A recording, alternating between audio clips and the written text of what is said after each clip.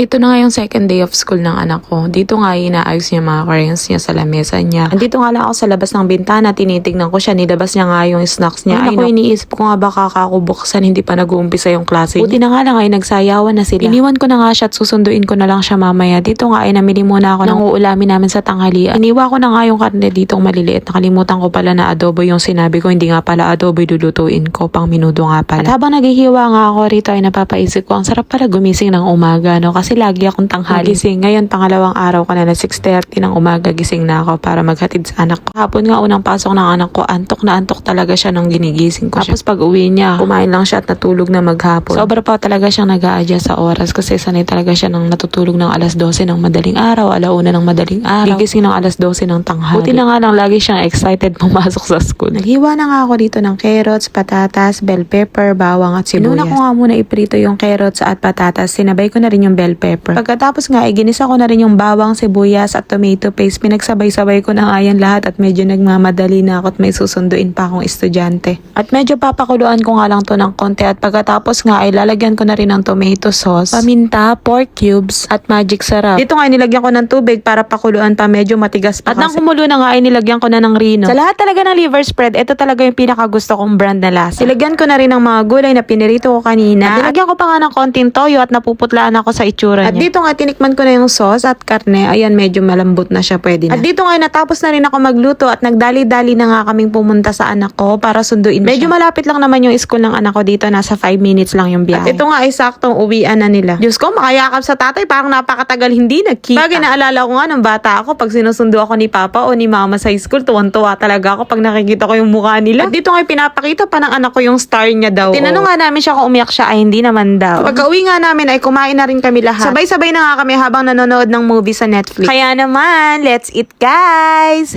And that's all for today's video. Thank you for watching. Bye!